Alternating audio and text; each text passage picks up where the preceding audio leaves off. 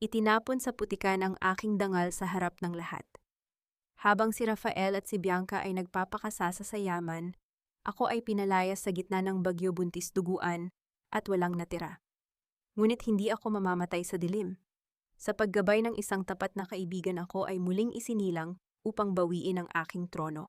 Handa ka na bang masaksihan ang aking pagbangon? Huwag mo nang idahilan ang batang iyan, Mira. Alam nating lahat kung kaninong dumi ang dinadala mo sa iyong sinapupunan. Ang boses ni Doña Corazon ay parang malamig na bakal na bumaon sa puso ni Mira. Sa gitna ng marangyang silid kainan ng mga Villamor sa Cebu, nakatayo si Mira habang hawak ang isang mabigat na pilak na bandeha. Naglalaman iyon ng paboritong putahe ni Rafael na inihanda niya mula pa kaninang madaling araw. 8 buwang buntis si Mira. Namamaga ang kanyang mga paa at ang kanyang likod ay tila mababali na sa sakit matapos ang maghapong pagtayo sa mainit na kusina upang masigurong magiging perpekto ang handaan para sa anibersaryo ng kumpanya ng kanyang asawa. Ngunit ang lahat ng kanyang pagod ay tila naglaho na palitan ng isang nakapanlulumong lamig na gumapang mula sa kanyang mga talampakan patungo sa kanyang dibdib. Ang mabigat na bandeha ay dahan-dahang nulas mula sa kanyang nangangatal na mga daliri. Ang tunog ng pagbagsak ng pilak na lalagyan at ang pagkabuhos ng mainit na sabaw sa makintab na lamesang mahogany ay umalingaw-ngaw sa buong silid na sinundan ng mararahas na bulungan mula sa mga kilalang panauhin at negosyante. Ang maruming sabaw ay dahan-dahang kumalat sa ibabaw ng mamahaling puting tela, tila isang sariwang sugat na unti-unting bumubuka. Tuyong-tuyo ang lalamunan ni Mira. Pakiramdam niya ay may nakabara doon na hindi niya malunok. Ang kanyang mga kamay ay nagsimulang manginig ng husto at ang bawat tibok ng kanyang puso ay tila isang mabigat na martilyo na nagpapasakit sa kanyang dibdib.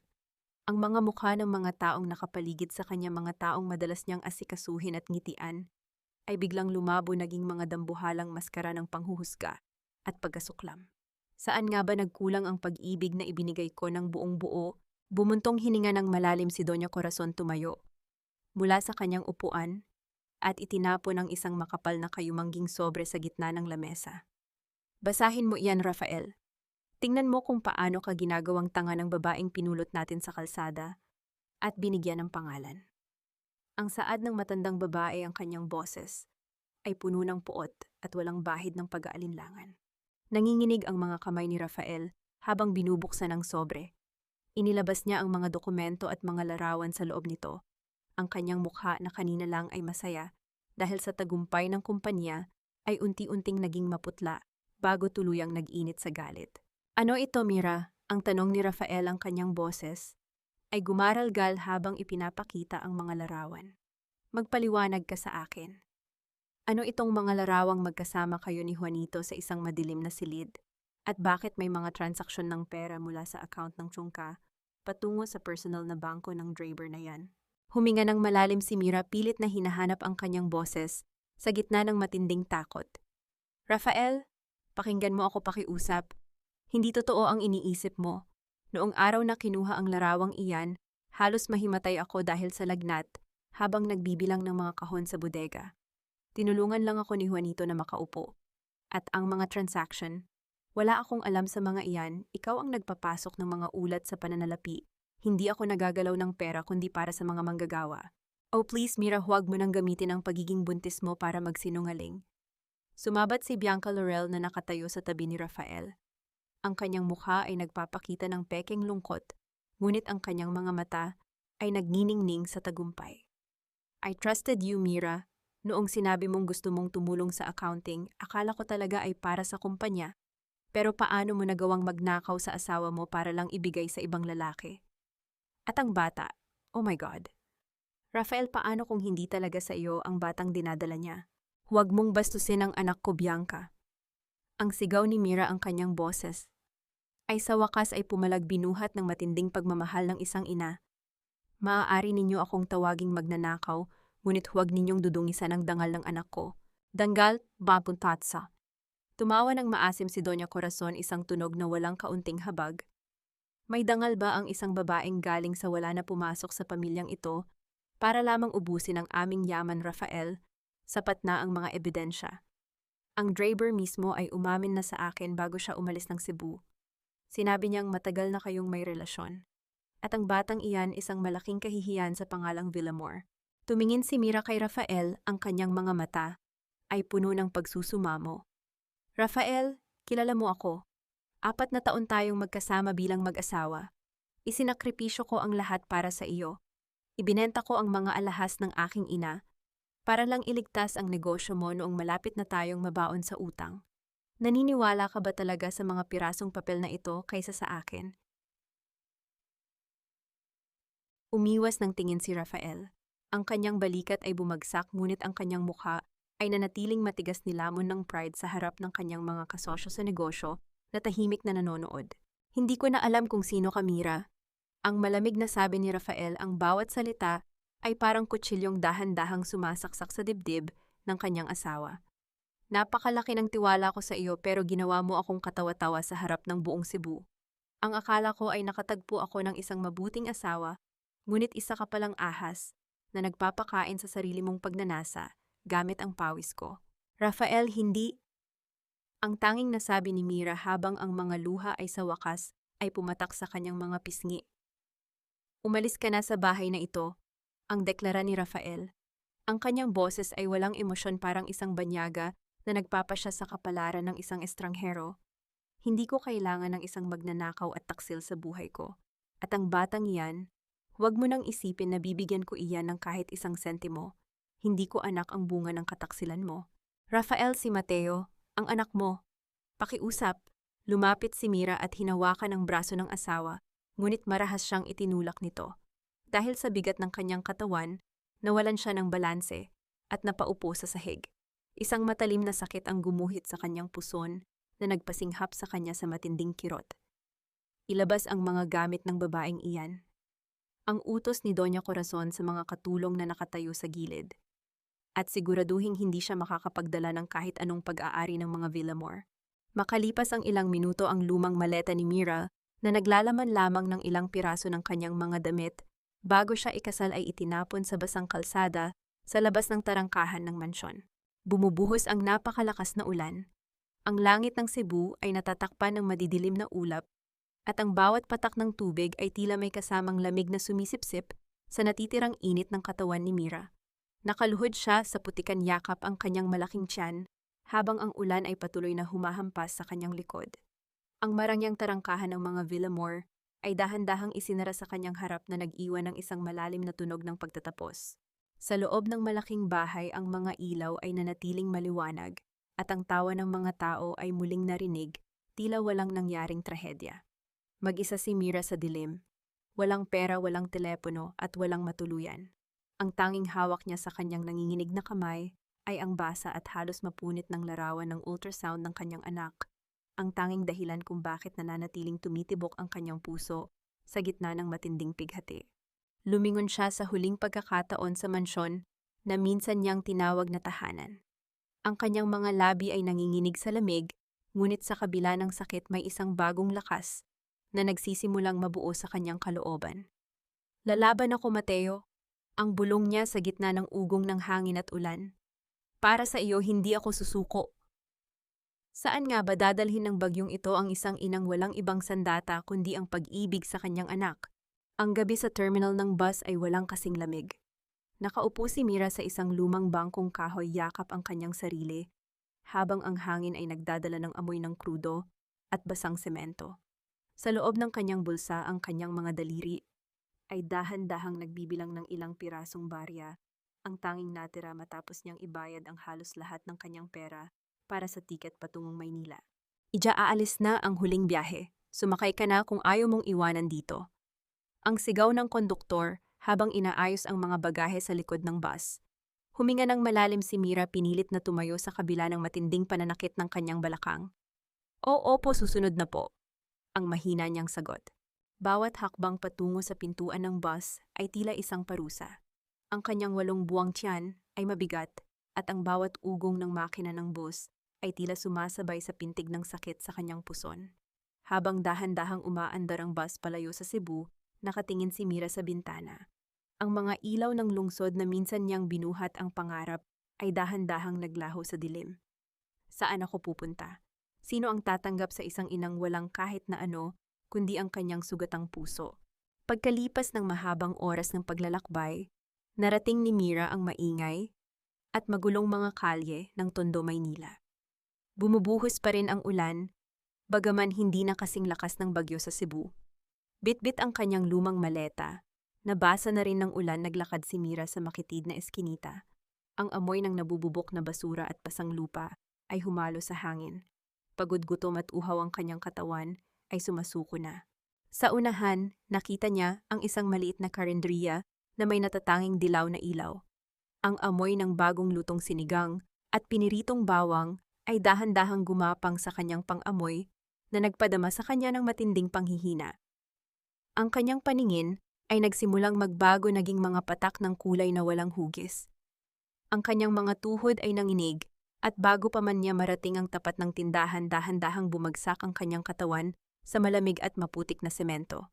Ang huling bagay na kanyang narinig ay ang kalansing ng isang sandok na nahulog at ang nag-aalalang boses ng isang babae.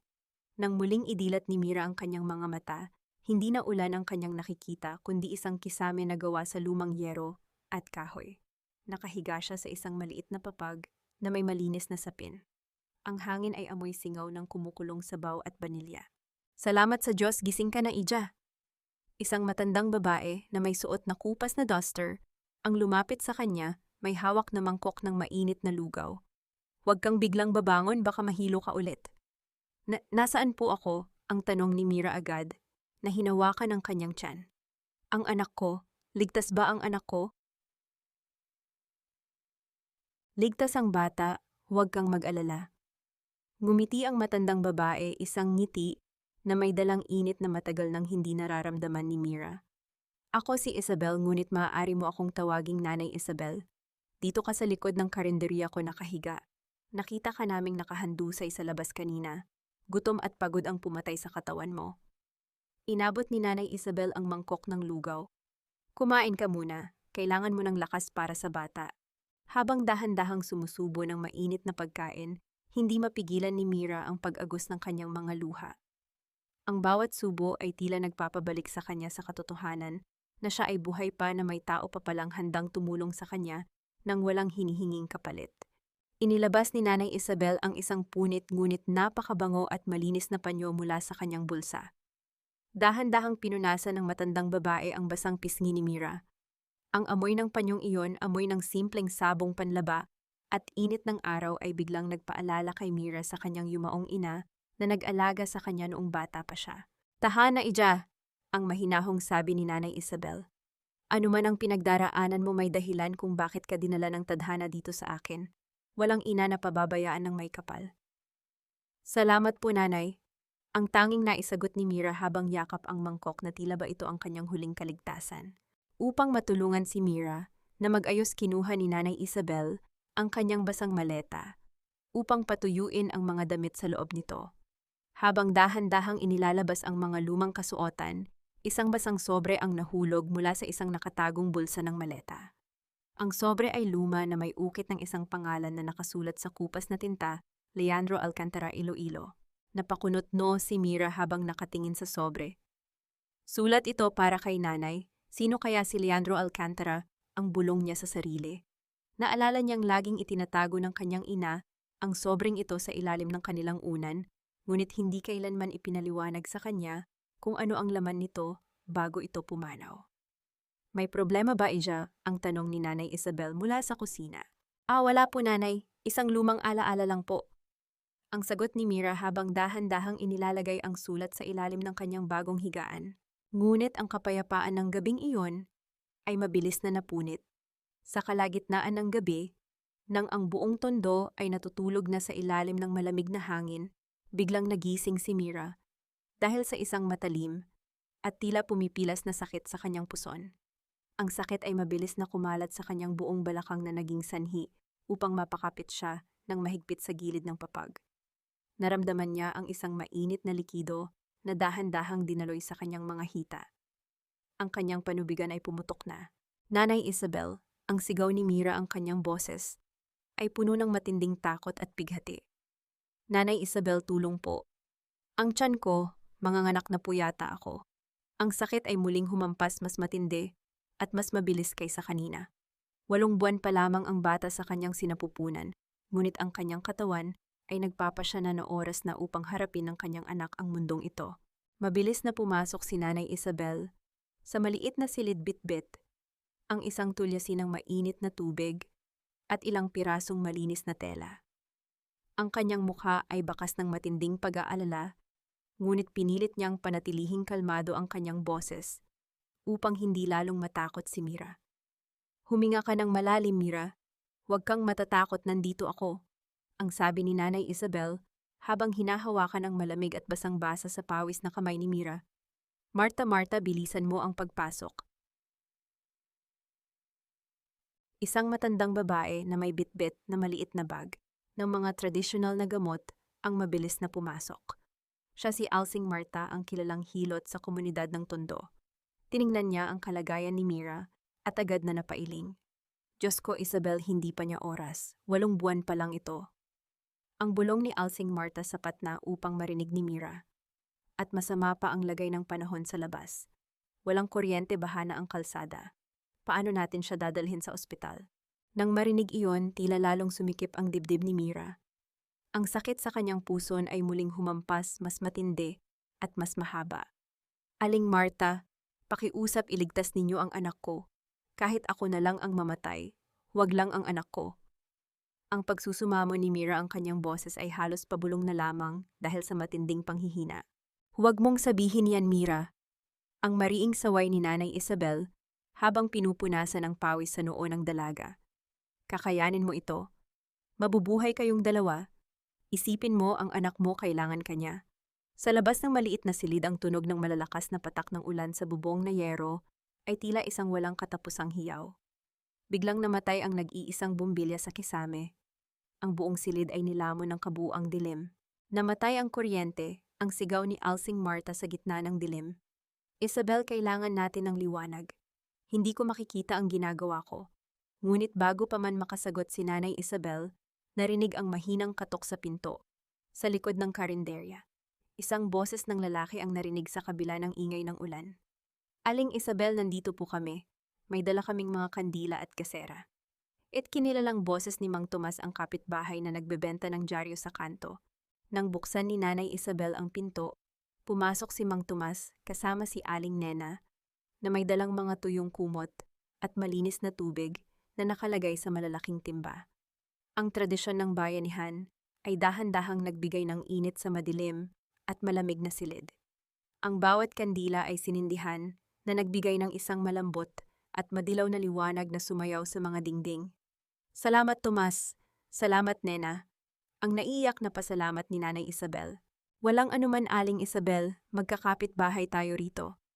Ang sagot ni Aling Nena habang inaabot ang mga kumot. Mira, Ija, magpakatatag ka. Nandito kaming lahat para sa iyo. Humarap muli si Alsing Marta kay Mira. Ija, nararamdaman mo na ba ang bawat pagkirot? Kapag sinabi kong umiri ka, ibuhos mo ang lahat ng lakas mo. Kaya mo ito. Humigpit ang hawak ni Mira sa kamay ni Nanay Isabel at sa gilid ng papag. Sa bawat segundo, ang sakit ay tila isang apoy na sumusunog sa kanyang buong katawan. Ngunit sa tuwing nararamdaman niya ang sakit, naaalala niya ang malamig na mukha ni Rafael at ang mga masasakit na salita ni Doña Corazon. Hindi ako mamamatay dito. Ang bulong ng kanyang isip. Ipinatapon ninyo ako para mamatay, ngunit isisilang ko ang batang ito ng may buhay at lakas. Iri pa, Mira, isa pa, nakikita ko na ang ulo ng bata. Ang sigaw ni Alsing Marta sa gitna ng init ng silid. Inipon ni Mira ang huling natitirang lakas sa kanyang pagod na katawan. Pumikit siya ng mariin, pinilit na huwag sumigaw upang hindi masayang ang kanyang hininga. Sa kanyang isip, nanalangin siya ng walang katapusan. Isang mahaba at huling pag-iri ang kanyang ginawa, kasabay ng paghampas ng isang malakas na kulog sa labas ng bahay. Pagkatapos ng ilang segundong nakabibinging katahimikan, isang mahina, ngunit malinaw na iyak ng isang sanggol ang pumuno sa silid. Ang iyak na iyon ay tila isang musika na nagpatahimik sa ingay ng bagyo sa labas. Lalaki ang bata, Isabel, isang malusog na lalaki.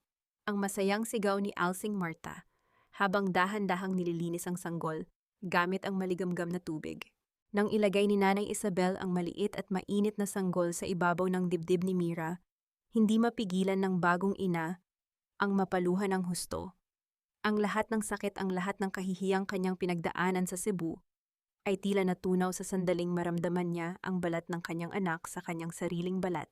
Mateo, ang bulong ni Mira habang dahan-dahang hinahaplos ang malambot na buhok ng sanggol. Mateo, ang pangalan mo, aking anak, dahil ikaw ang handog ng Diyos sa akin sa gitna ng unos. Tumingin si Mira sa maliit na mukha ng kanyang anak at bumulong ng may determinasyon. Ipinangako ko sa iyo, Mateo, hinding-hindi ka lalaking may galit sa iyong puso. Palalakihin kita ng may dangal malayo sa mga taong tumingin sa atin na parang dumi.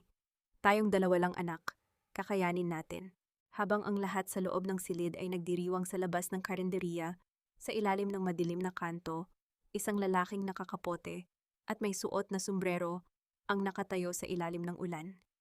Lumapit siya kay Mang Tomas na kalalabas lang ng bahay ni Nanay Isabel upang kumuha pa ng kahoy. Magandang gabi, boss. Ang boses ng lalaki na may malalim na puntong Bisaya. May nagsabi sa akin na may bagong dating nabuntis na babae rito mula sa Cebu. Siya ba ang nanganak sa loob? Napakunot noo si Mang Tomas na ramdaman ang panganib sa lamig ng boses ng lalaki. Sino ka ba, walang taga Cebu rito? Ang nanganak sa loob ay pamangkin ni Aling Isabel na matagal nang nakatira rito. Ang pagsisinungaling ni Mang Tomas upang protektahan si Mira. Tumingin ang lalaki sa bintana ng karenderiya kung saan sumasayaw ang liwanag ng kandila bago dahan-dahang tumalikod at naglaho sa dilim ng eskinita. Sa loob ng silid habang dahan-dahang nililinis ni Mira ang likod ni Mateo gamit ang basang tela na tigilan siya. Sa ilalim ng malambot na liwanag ng kandila, nakita niya ang isang kakaibang marka ng kapanganakan sa likod ng kanang balikat ng kanyang anak. Ito ay isang pulang marka na may hugis ng isang maliit na angkla, isang marka na katulad ng ukit sa pilak na kwintas na iniwan ng kanyang yumaong ina at ang marka na tanging ang mga direktang tagapagmana lamang ng pamilya Alcantara ang nagmamay-ari. Ang malamig na pilak ng kwintas na may ukit na angkla ay mahigpit na nakadikit sa pawisang dibdib ni Mira kasabay ng mainit na hininga ng sanggol na nakasabit sa kanyang harapan gamit ang isang mahabang piraso ng tela. Araw-araw bago pa man sumikat ang araw sa mausok na kalangitan ng tondo, nakatayo na si Mira sa likod ng karinderya. Ang kanyang mga kamay na minsan ay pino at inaalagaan sa loob ng mansyon ng mga Villamor ay ngayon ay puno na ng mga kalyo at hiwa mula sa paghuhugas ng mga higanting kaldero at kawali.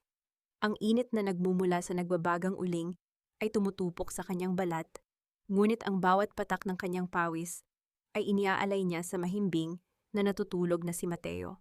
Isang tanghali habang nagpupunas si Mira ng mga bakanting mesa, dalawang lalaking kargador ang pumasok at umupo. Habang naghihintay ng kanilang order, hindi nila napigilang pag-usapan si Mira nang malakas sinasadyang iparinig sa kanya ang bawat nakakapasong salita.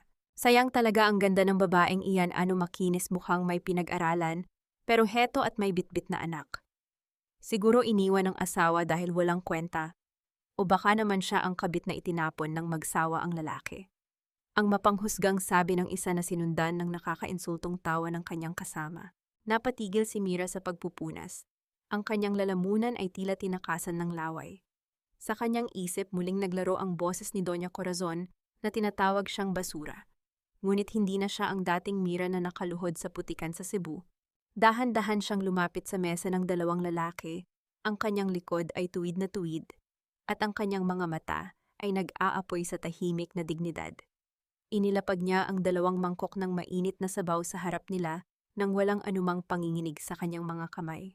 Kung nandito po kayo para kumain at magpalakas ng katawan para sa inyong mga pamilya, malugod ko po kayong pagsisilbihan. Ang malamig ngunit magalang na sabi ni Mira. Ngunit kung nandito po kayo para manghusga ng isang inang nagpapakamatay sa trabaho, para lamang mapakain ang kanyang anak, maaari na po kayong lumabas. Mas malinis pa po ang mga basahan ko kaysa sa mga lumalabas sa bibig ninyo. Nagkatinginan ang dalawang lalaki, biglang nawalan ng kakayahang sumagot at tahimik na yumuko upang humigop ng sabaw. Mula sa likuran ng counter nakita ni Nanay Isabel ang nangyari at lihim na napangiti puno ng pagmamalaki sa katapangan ng kanyang kinupkop. Ngunit ang katapangan sa araw ay madalas na uuwi sa kahinaan sa gabi. Sa kalagitnaan ng madaling araw nagising si Mira dahil sa kakaibang init na nagmumula sa dibdib ni Mateo. Nang salatin niya ang noo ng kanyang anak, Halos mapaso ang kanyang palad. Nilalagnat ang bata. Ang mahinang pag-iyak ni Mateo ay tila pumipilas sa kanyang puso. Wala na siyang natitirang pera. Ang kanyang sinahod ng nakaraang linggo ay naubos na sa pagbili ng mga lampin at pagkain. Hinalungkat ni Mira ang kanyang lumang maleta hanggang sa makita niya ang isang maliit na kahon. Sa loob nito ay isang mamahaling gintong relos, ang regalo ni Rafael noong una nilang anibersaryo. Ang walang tigil na pag-ikot ng mga kamay ng orasan ay nagpapaalala sa panahong sinayang niya sa isang pamilyang hindi kailanman itinuring na tao ang kanyang pagkatao. Walang pag-aalinlangan binalot niya ang relos at tumakbo sa pinakamalapit na sanglaan sa kanto kahit bumubuhos ang ambon. Ipinagpalit niya ang huling alaala ng kanyang nakaraan para sa 3 bote ng gamot at pampababa ng lagnat. Nang makabalik siya sa karinderya, nakita niya si Nanay Isabel na nakaupo sa tabi ng papagpinupunasan ng basang bimpo ang noo ni Mateo. Nang makita ng matanda si Mira, dumukot ito sa kanyang lumang bulsa at inilabas ang isang gusot na perang papel, ang tanging kinita ng karinderya para sa buong araw. Nanay, huwag po. Kailangan ninyo yan pambili ng mga sangkap bukas. Ang pagtanggi ni Mira halos maiyak sa hiya. Kinuha ni Nanay Isabel ang kamay ni Mira at ipinilit ang pera sa kanyang palad. Tanggapin mo ito, Mira. Bumili ka ng gatas ng bata bukas. Wala akong pakialam sa mga sangkap ng karinderya. Mas mahalaga ang buhay ng apo ko. Hanggat nakahinga ako, hindi kayo magugutom na mag-ina. Niyakap ni Mira ang matanda ng mahigpit, ibinuhos ang lahat ng luhang kanina pa niya pinipigilan. Sa piling ng isang estranghero na walang ginto o kapangyarihan, nahanap ni Mira ang tunay na kahulugan ng pamilya. Habang pinapatulog si Mateo, sumilip si Mira sa maliit na bintana ng kanilang silid na nakaharap sa kalsada. Muli niyang napansin ang itim na sasakyan na nakaparada sa ilalim ng poste ng ilaw. 3 gabi na itong pabalik-balik doon. Walang bumababa, ngunit ramdam ni Mira ang mga matang nagmamasid mula sa madilim na bintana nito. Sino ang nasa loob? Mga tauhan ba ito ni Bianca upang tapusin siya? O si Rafael na naghahanap ng paraan upang bawiin ang anak na dati niyang itinanggi? Kinabukasan, isang kakaibang katahimikan ang bumalot sa karinderya. Ang mga suking tricycle driver ay nagulat ng isang matandang lalaking may marangal na tindig ang pumasok. Ang kanyang suot na kulay abong suit ay ganap na hindi nababagay sa alikabok at ingay ng tondo.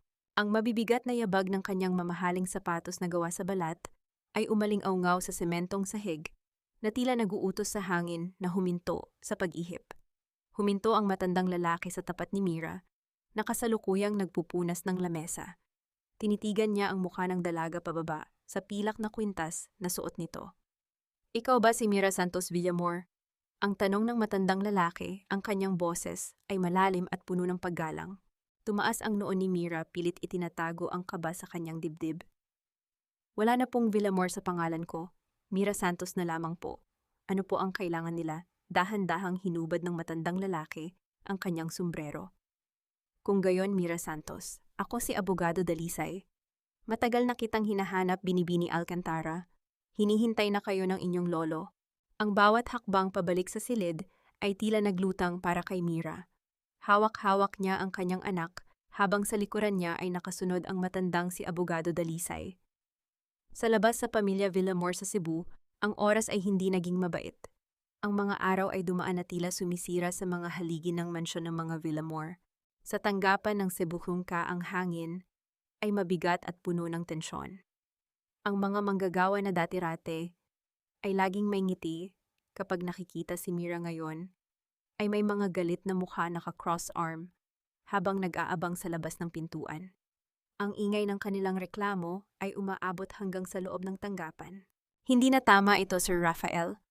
Ang sigaw ni Mang Carding, isa sa mga pinakamatagal na manggagawa. 3 linggo na kaming walang sahod. At ang mga benepisyo namin na ipinangako ni Ma'am Mira, nasaan na? Sa loob nakatayo si Rafael habang nakatitig sa mga huling ulat pinansyal. Ang mga numero ay hindi tumutugma. May mga account na nabura, may mga transaksyon na hindi nakatala, at ang pondo ay mabilis na nauubos. Sa tabi niya nakaupo si Bianca, ang kanyang mukha ay maputla ngunit sinusubukan pa ring panatilihin ang kanyang ngiti. Rafael, huwag kang mag-alala. Ang mga ito ay mga maliliit na pagkakamali lang. Ang malambing na sabi ni Bianca, sinusubukang hawakan ang braso ni Rafael. Maaayos din natin ito. Baka nagkamali lang ang bagong accountant natin. Ngunit hindi tumingin si Rafael kay Bianca. Ang kanyang mga mata ay nakatitig sa isang particular na hilera ng numero na dati ay laging pinalalampas ni Mira ang pondo para sa mga maintenance ng makinarya. Kung wala ang pondong iyon, masisira ang mga makina at titigil ang buong operasyon. Hindi ito simpleng pagkakamali, Bianca. Malamig ang boses ni Rafael. Nasaan ang pera para sa maintenance? Alam kong nakita mo ito. At nasaan ang mga resibo ng mga mamahaling hapunan at party na sinabi mong kailangan nating puntahan? Bumilis ang tibok ng puso ni Bianca, ngunit pinilit niyang panatilihin ang kanyang pekeng pagiging inosente. Rafael, kailangan nating panatilihin ang ating posisyon sa mata ng iba. Kung magmumukha tayong walang pera, babawiin nila ang mga pondo. At paano mo nasabing kinuha ko ang pera? Si Mira ang magnanakaw, hindi ako. Ang bawat salita ni Bianca ay parang isang tinik na sumasaksak sa dibdib ni Rafael. Biglang pumasok si Doña Corazon, ang kanyang mukha ay puno ng galit, hawak-hawak ang isang makapal na folder. Ano itong mga naririnig ko, Rafael? Ang bulyaw niya, ibinagsak ang folder sa mesa. Ang ating mga investor ay nagbabantang bawiin ang kanilang pondo. Paano mo pinapamahalaan ang kumpanya natin? Ang kumpanya natin, Mama. Ang sagot ni Rafael, ang kanyang boses, ay may halong pighati at pagkabigo. Kung hindi natin pinalayas si Mira, hindi tayo magkakaganito. Siya ang nag-aayos ng mga libro. Siya ang nagtatahi ng mga butas na ginagawa ninyo ni Bianca. Nagulat ang matandang babae. Ang kanyang mga mata ay nanlaki sa narinig na pagtanggap ni Rafael sa pagkakamali. Huwag mong banggitin ang babaeng iyon sa harap ko. Isang magnanakaw, isang taksil. Taksil ba siyang maituturing, Mama? Nang siya ang tumatahi sa mga butas ng pondo natin, nang hindi tayo nagrereklamo, nang siya ang nagpapaaral sa mga anak ng mga manggagawa, gamit ang kanyang sariling pera, habang nagpapasarap kayo ni Bianca sa mga party ninyo. Ang malakas na pagbabalik ni Rafael, ang kanyang tinig, ay umaalingaw sa buong silid na naging dahilan ng panandaliang katahimikan ng mga manggagawa sa labas. Tumingin si Rafael sa paligid, ang kanyang mga mata ay nakatuon sa isang maliit walang lamang aparador sa sulok, kung saan nakatago ang lumang apron na madalas suotin ni Mira. Wala itong halaga, ngunit may maliit itong mantsa na galing sa madugong daliri ni Mira mula sa araw bago niya itinakwil ang sarili niyang asawa at anak. Lumapit si Rafael sa aparador at kinuha ang apron, pinipisil ito sa kanyang kamay na nanginginig. Sa sandaling iyon, tila isang salamin ang nabasag at lahat ng pagpapanggap at kayabangan ay gumuho. Wala nang yaman na natitira na kaya niyang ipagmalaki.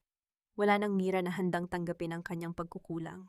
Habang hinihimas ni Rafael ang tela ng apron, pumasok ang isang matandang manggagawa, si Mang Carding, ang nag-aantay sa labas ng silid. May dalang liham ang matanda at ang kanyang mga kamay ay nanginginig din. Sir Rafael, pambata. Mahina ang boses ng matanda, ngunit ito ay tumusok sa kaluluwa ng lahat ng naroon. Umalis ang swerte ninyo nang umalis si Ma'am Mira. Hindi nyo alam ang nawala sa inyo hanggat hindi ito ganap na naglaho. Ang mga salita ay naiwan sa ere, tila sumisiksik sa puso ni Rafael, nagsisilbing lason na unti-unting nakakasira sa kanyang pagkatao. Tinitigan niya ang liham na iniabot ni Mang Carding, isang opisyal na babala mula sa kawanihan ng Rentas Internas, isang investigasyon dahil sa isang malaking pandaraya sa buwis na naiwan mula sa administrasyon ni Bianca. Isinara ng dahan-dahan ni Bianca ang pinto sa kanyang likuran. Pilit na iniiwasan ang malamig na tingin ng matandang ginang, habang sa ilalim ng kanyang bulsa, ang kanyang telepono, ay nagliwanag, nagpapakita ng isang palihim na mensahe mula sa isang hindi kilalang numero. Naayos na ba natin ang pera sa bangko? Malapit na silang mag-imbestiga. Ang maliit at masikip na silid sa likod ng karinderya ni Nanay Isabel ay tila lalong lumiit nang umupo ang matandang abogado sa isang kupas na silyang plastik. Ang kanyang presensya ay nagdadala ng amoy ng mamahaling pabango at kape, isang malaking kaibahan sa amoy ng uling at toyo na nakadikit sa mga dingding ng tondo. Yakap-yakap ni Mira si Mateo sa kanyang dibdib, ang kanyang mga mata ay nananatiling maingat at puno ng pagdududa. Sino po ba talaga kayo, Abogado Dalisay? Ang tanong ni Mira, pilit na pinapatatag ang kanyang boses. At bakit ninyo hinahanap ang isang tulad ko Dahan-dahang binuksan ni Abogado Dalisay ang kanyang itim na maletang yari sa balat. Walang anumang tunog ng pagmamadali, inilabas niya ang isang makapal na folder na naglalaman ng mga formal na dokumento at isang luma sepia na larawan. Inilapag niya ang larawan sa ibabaw ng maliit na lamesang kahoy, direkta sa paningin ni Mira. Tingnan mong mabuti ang larawang iyan, Mira. Ang malumanay na utos ng abogado, nanlaki ang mga mata ni Mira. Ang babae sa larawan na nakasuot ng isang marangyang puting bestida at nakangiti sa tabi ng isang formal na lalaki ay walang iba kundi ang kanyang ina, bata pa masigla, at mukhang kabilang sa mga taong may mataas na katayuan sa lipunan. Si Nanay, ang nanginginig na bulong ni Mira ang kanyang mga daliri ay dahan-dahang humaplos sa ibabaw ng lumang litrato. Paano, Amaw? Saan ninyo nakuha ito? Ang lalaking kasama niya sa larawan ay si Don Leandro Alcantara, ang nagmamay-ari ng isa sa pinakamalaking imperyo ng shipping at daungan sa buong Pilipinas. Huminga ng malalim ang abogado bago binitawan ang mga salitang magpapabago sa mundo ng dalaga. Siya ang iyong lolo, Mira. Ikaw ang kaisa-isang anak ni Margarita Alcantara, ang nawawalang tagapagmana ng bilyon-bilyong halaga ng ari-arian. Ang mga salita ng abogado ay tila isang malakas na alon na humampas sa maliit at marupok na bangka ng kanyang pag-iisip. Umiikot ang paningin ni Mira. Paanong nangyari ito? Lumaki siya sa isang barong-barong na tutong magluto at magtinda ng kakanin sa murang edad dahil ang kanyang ina ay namatay sa sakit na hindi nila maipagamot dahil sa kawalan ng pera. At nung nasa Cebu siya, araw-araw siyang tinatawag ni Doña Corazon na basura, isang babaeng walang pinagmulan at walang kwenta. Hindi po maaari. Umiling si Mira, lalong hinigpitan ang yakap sa natutulog na si Mateo. Isang simpleng mananahilang ang nanay ko. Wala kaming kinalaman sa mga bilyonaryong binabanggit ninyo. Iyan ay dahil tinalikuran ng iyong ina ang kanyang yaman nang piliin niyang magpakasal sa isang simpleng lalaki, ang iyong ama. Ang paliwanag ni Dalisay, ang kanyang boses, ay may halong lungkot ng nakaraan. Itinakwil siya ni Don Leandro dahil sa matinding pride.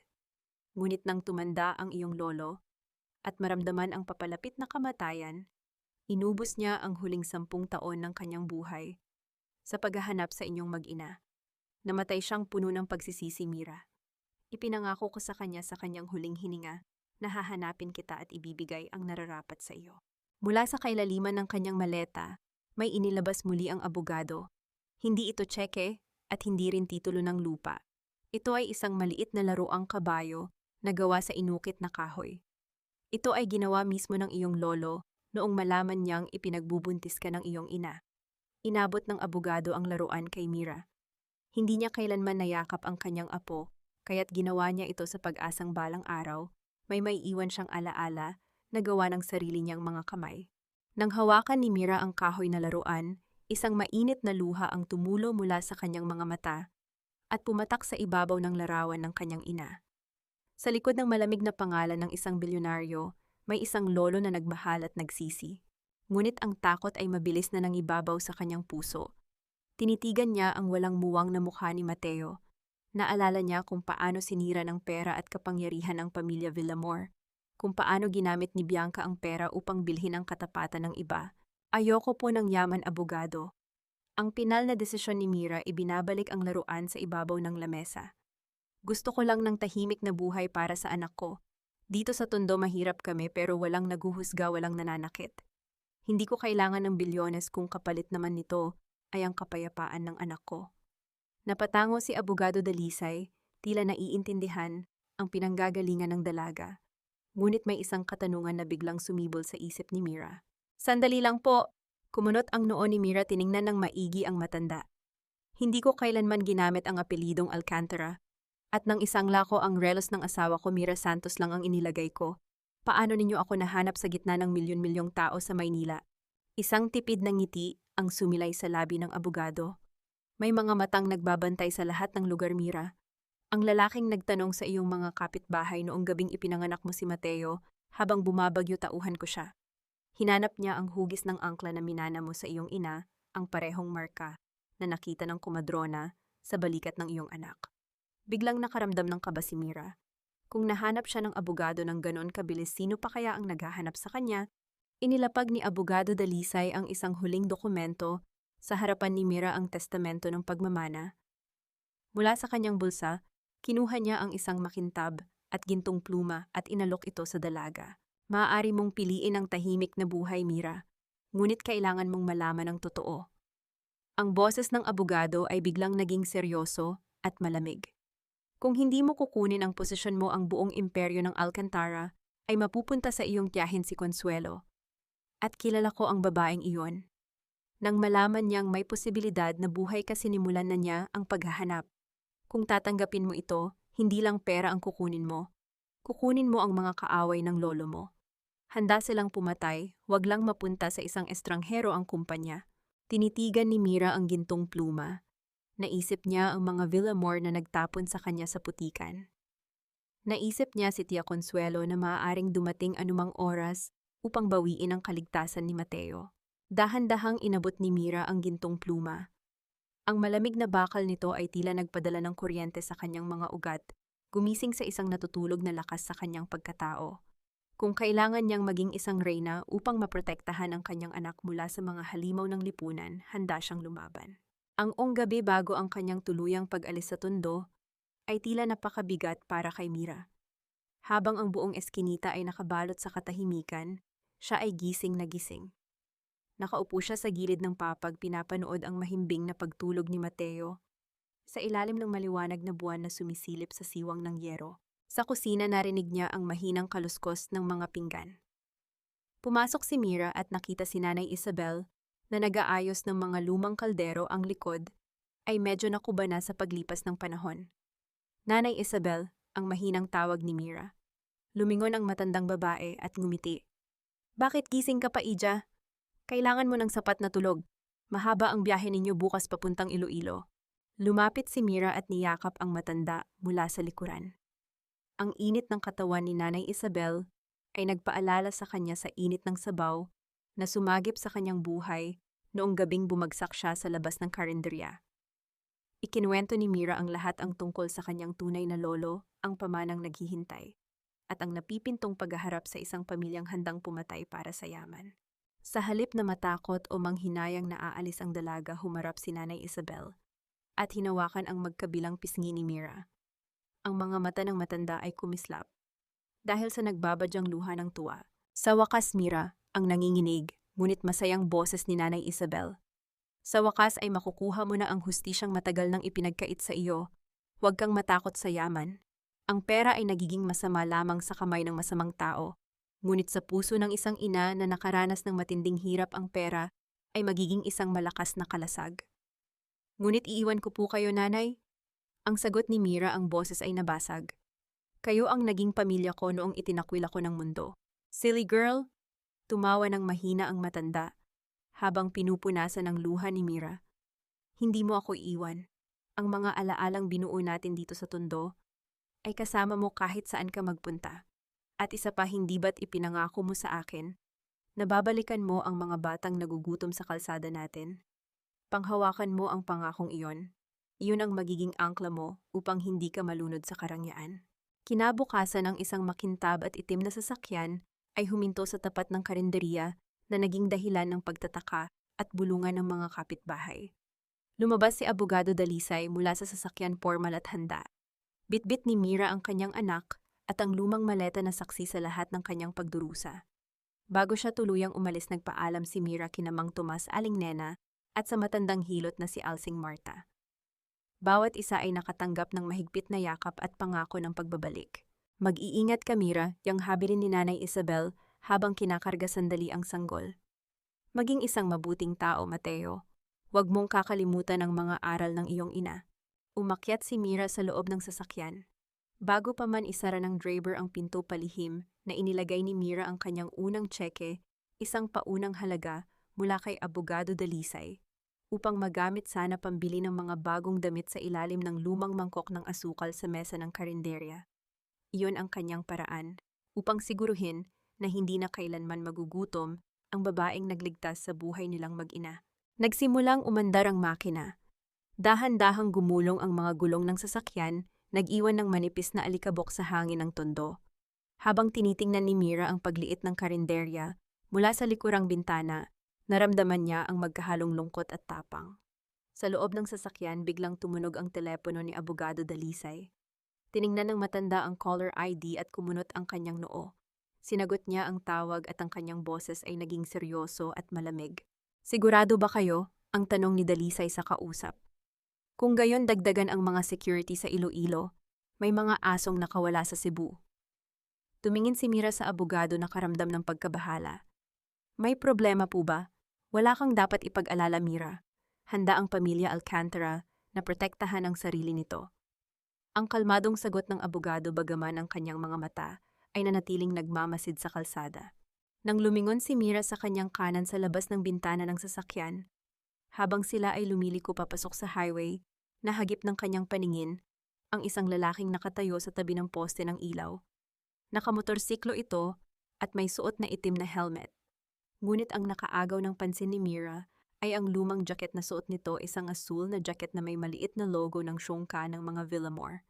Ang lalaki ay nakatingin ng direkta sa direksyon ng kanilang sasakyan.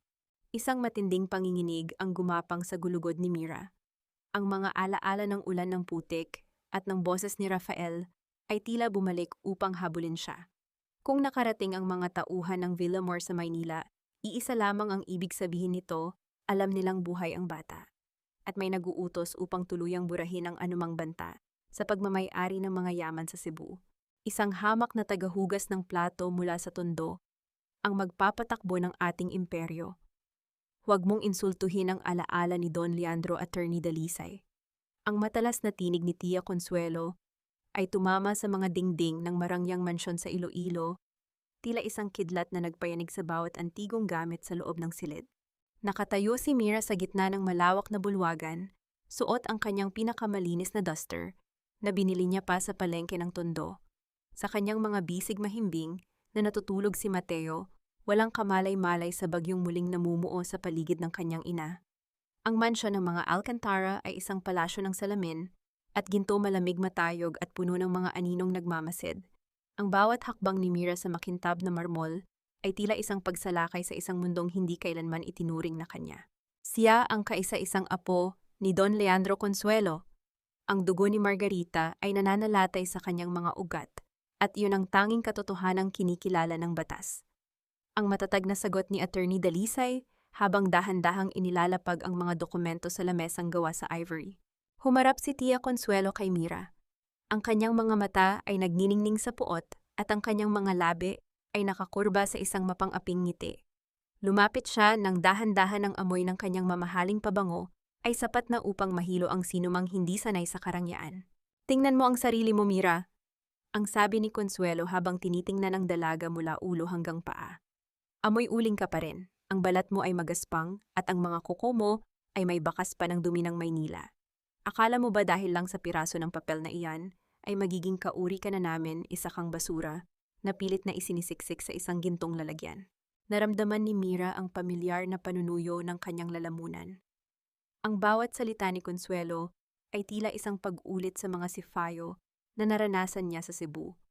Ngunit habang tinititigan niya ang mukha ng kanyang tiyahin, naalala niya ang mga gabing wala silang makain ni Mateo, ang mga gabing kailangan niyang magpakatatag para sa kanyang anak. Ang sakit ay nandoon pa rin, ngunit ang takot ay matagal nang nilamon ng kanyang pangangailangan na mabuhay. Dahan-dahang itinaas ni Mira ang kanyang mukha. Hindi siya kumurap, hindi rin siya yumuko. Maaaring amoy uling po ako, Tia Consuelo. Ang simula ni Mira ang kanyang boses ay kalmado, ngunit may bigat na ikinagulat ng mga naroon. Dahil ang uling na iyon, ang nagbigay ng init sa anak ko nang itapon kami ng mundong ito. Maaaring magaspang ang aking mga kamay dahil ang mga kamay na ito ang nagtrabaho ng marangal upang hindi kami magmakaawa sa mga taong ang tanging alam ay mangapi. Ngunit ang aking dangal, Tia, ay hindi kailanman nadungisan ng kahit anong putik ng Tondo. Lalong nag-init ang mukha ni Consuelo sa narinig. How dare you, napakawalang galang mo. Sa sandaling iyon nagising si Mateo. Ang bata na naghahanap ng kalaro ay dahan-dahang lumusot mula sa yakap ni Mira at lumapit sa laylayan ng mamahaling sutlang bestida ni Tia Consuelo. Inabot ng maliit na kamay ni Mateo ang makulay na tela, isang inosenteng pagpapakita ng paghanga. Alis, huwag mong hawakan ang damit ko, bata ka. Ang sigaw ni Consuelo sabay marahas na tinabig ang kamay ng bata. Napaatras si Mateo sa gulat at nagsimulang umiyak. Mabilis na kinuha ni Mira ang kanyang anak at niyakap ito ng mahigpit. Sa loob-loob niya may isang pinto na tuluyan ng nagsara. Ang huling bahid ng pag-aalinlangan sa kanyang puso ay napalitan ng isang bakal na determinasyon. Hindi ninyo kailangang magustuhan ang aking pagdating, Tia Consuelo. Ang sabi ni Mira habang tinitingnan ng diretso sa mata ang matanda. Ngunit simula sa araw na ito, kailangan ninyong masanay sa aking presensya. Dahil ang mansyong ito, ang mga daungang binabantayan ninyo, at ang pangalang Alcantara na pilit ninyong ipinagkakait. Lahat ng iyan ay pamana ng aking lolo para sa akin at sa aking anak. At hinding-hindi ko papayagan na may sinumang muling manakit sa amin. Isang mabigat na katahimikan ang bumalot sa bulwagan. Ang mga katulong at iba pang kamag-anak ay hindi makapaniwala sa tapang na ipinamalas ng babaeng akala nila ay madaling tapakan. Ngunit ang katahimikan ay mabilis na napunit ng isang malakas na katok sa pintuan ng bulwagan. Isang security guard ang pumasok, ang mukha ay puno ng uling at pawis. Attorney Dalisay, Ma'am Mira, ang hingal na balita ng gwardya. Ang bodega number 4 sa daungan. Nasusunog po. Mabilis na kumakalat ang apoy at may mga ulat na may mga tao pang nasa loob. Napatingin si Mira kay Tia Consuelo. Nakita niya ang isang panandaliang pag-islap sa mga mata ng matanda, isang halo ng gulat, at isang lihim na kagalakan na tila ba ang sunog na iyon ay isang mensahe para sa kanya. Welcome to the family, Mira. Ang bulong ni Consuelo, isang bulong na mas nakakatakot kaysa sa kanyang pagsigaw kanina. Tingnan natin kung paano mo ililigtas ang imperyong ito kung abo na ang lahat.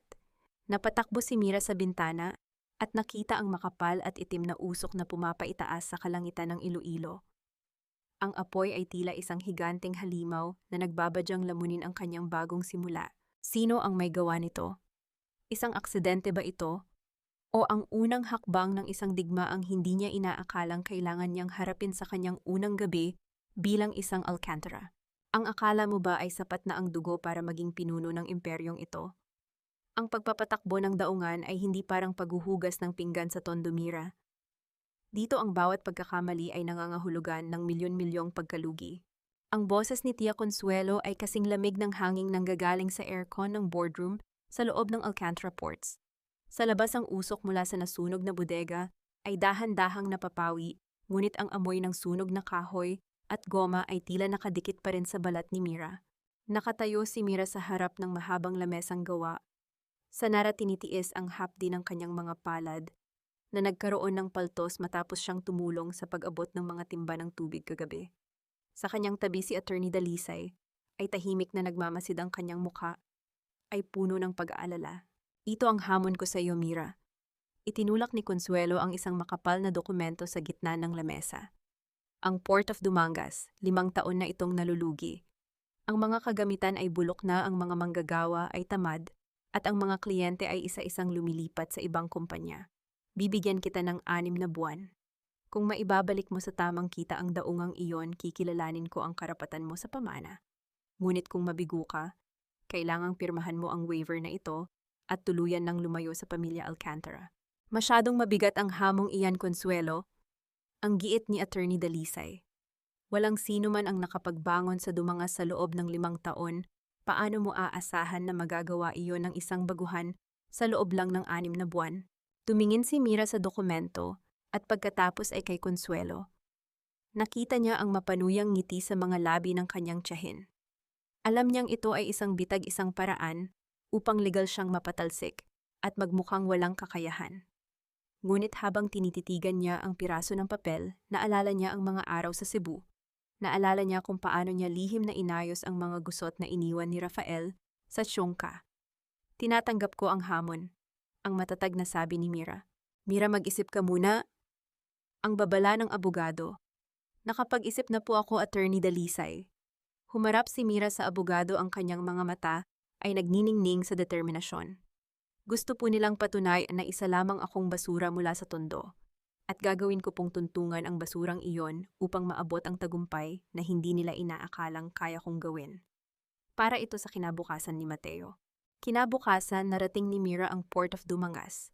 Ang tanawin ay nakapanlulumo. Ang mga kalyeng patungo sa daungan ay puno ng malalalim na lubak. Ang mga crane ay kinakalawang na, at ang mga manggagawa ay nakaupo lamang sa gilid nagkakayayaan sa inuman sa gitna ng oras ng trabaho. Ang hangin ay amoy alat alikabok at kawalan ng pag-asa.